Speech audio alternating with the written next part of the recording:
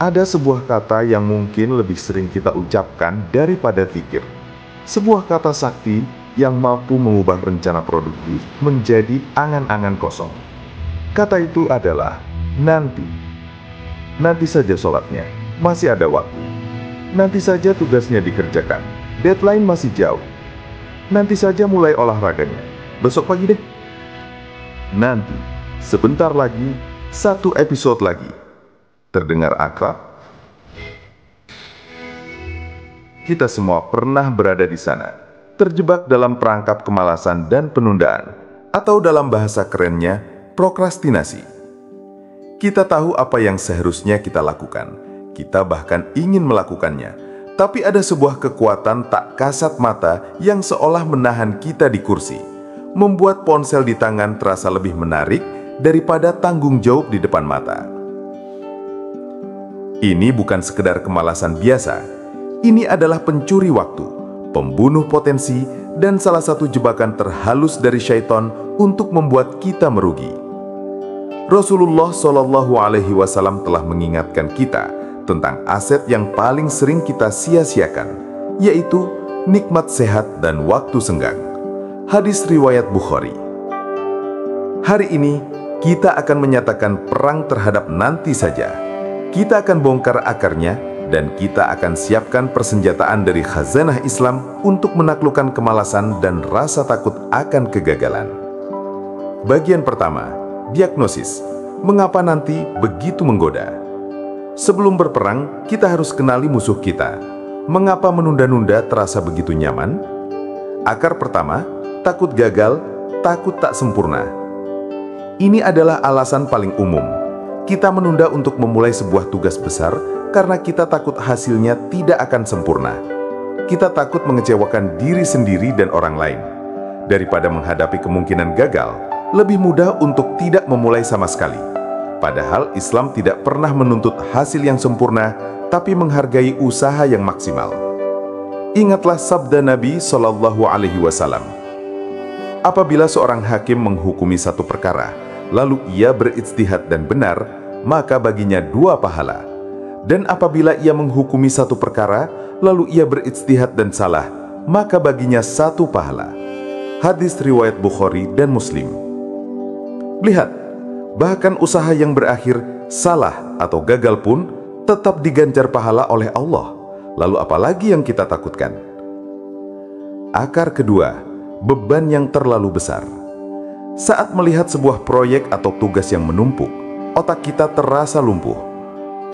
Ini terlalu berat, bisiknya. Beban ini membuat kita memilih pelarian termudah, distraksi.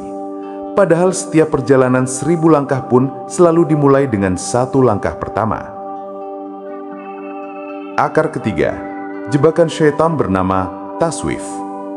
Dalam tradisi Islam, kebiasaan menunda-nunda kebaikan dikenal dengan istilah taswif. Ini adalah salah satu senjata utama iblis. Ia tidak selalu menggoda kita untuk berbuat maksiat. Terkadang cukup dengan membisikkan kata nanti untuk setiap kebaikan yang ingin kita lakukan. Nanti saja tobatnya, nanti saja sodakohnya, nanti saja belajarnya. Syaitan tahu kata nanti adalah pintu menuju tidak sama sekali. Bagian kedua, arsenal ilahi 4 senjata melawan penundaan. Sekarang saatnya mempersenjatai diri. Ini bukan sekedar tips produktivitas biasa, ini adalah senjata spiritual. Senjata pertama, luruskan kembali niat lillah. Sebelum memulai tugas yang terasa berat, berhenti sejenak. Tanyakan pada diri sendiri, untuk siapa aku melakukan ini? Ubah niatmu. Jika kamu seorang mahasiswa, niatkan belajarmu bukan hanya untuk nilai, tapi lillah ya Allah. Aku belajar untuk menghilangkan kebodohan dari diriku dan agar ilmuku bermanfaat bagi umat. Jika kamu seorang pekerja, lillah ya Allah. Aku bekerja untuk mencari nafkah halal bagi keluargaku. Niat yang lurus karena Allah akan mengubah beban menjadi ibadah, dan Allah akan menolong hamba yang sedang beribadah kepadanya. Ingat hadis pondasi kita.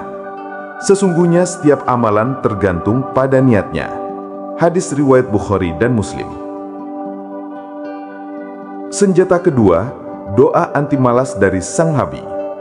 Rasulullah Shallallahu Alaihi Wasallam mengajarkan kita sebuah doa yang sangat powerful untuk kita amalkan setiap pagi dan sore. Hafalkan dan resapi doa ini. Allahumma inni a'udzubika minal ajzi wal kasali wal jubni wal harami wal bukhli. Ya Allah, aku berlindung kepadamu dari kelemahan, rasa malas, rasa takut, kepikunan, dan kekikiran. Hadis riwayat Bukhari. Meminta pertolongan Allah adalah langkah pertama dan utama sebelum kita mengandalkan kekuatan kita sendiri. Senjata ketiga, mulai saja dulu, dan konsep tawakal yang benar. Pecah tugas raksasamu menjadi satu langkah terkecil yang paling tidak menakutkan. Mau menulis skripsi?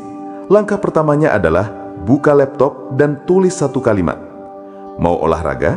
Langkah pertamanya adalah pakai sepatu olahragamu. Lakukan satu langkah super kecil itu. Itulah bagian ikhtiarmu.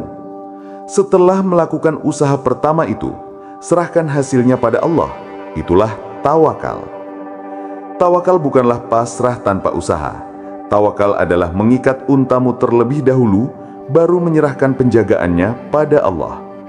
Sebagaimana sabda Nabi Shallallahu Alaihi Wasallam, seandainya kalian betul-betul bertawakal pada Allah, sungguh Allah akan memberikan kalian rizki sebagaimana Allah memberikan rizki pada seekor burung yang pergi pada pagi hari dalam keadaan lapar dan kembali sore harinya dalam keadaan kenyang.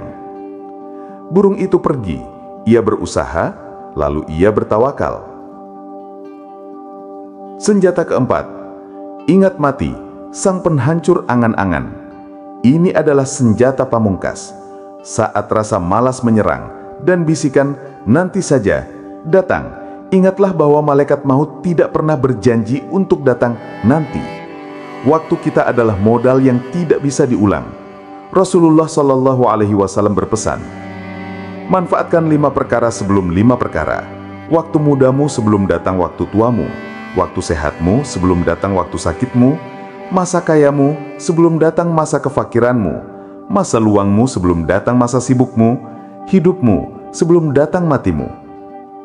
Hadis riwayat Al-Hakim.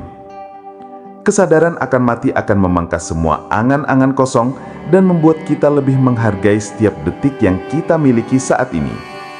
Saudaraku, dalam kamus seorang mukmin, kegagalan yang sesungguhnya bukanlah saat usahamu tidak membuahkan hasil yang sempurna. Gagal bukanlah saat kamu jatuh atau salah langkah. Kegagalan yang terjadi adalah saat kamu berhenti berusaha, saat kamu menyerah pada kemalasan, dan saat kamu berputus asa dari rahmat Allah yang tak terbatas. Setiap tetes keringat usahamu, setiap detik waktu yang kamu korbankan untuk berjuang, semuanya tercatat dan bernilai pahala di sisinya. Prosesmu lebih berharga daripada hasil akhirmu. Jadi bangkitlah, lawan bisikan nanti saja itu dengan sekarang juga, bismillah. Allah tidak membebani jiwa di luar kesanggupannya. Kamu bisa. Apa satu hal yang selama ini kamu tunda? Apapun itu, mengerjakan skripsi, memulai olahraga, atau meminta maaf pada seseorang. Jadikan kolom komentar di bawah sebagai saksi dan langkah pertamamu. Tuliskan komitmenmu hari ini. Mari kita saling menyemangati. Likes jika video ini membakar semangatmu, share ke teman seperjuanganmu yang juga butuh dorongan ini, dan subscribe agar kita bisa terus bergerak maju bersama.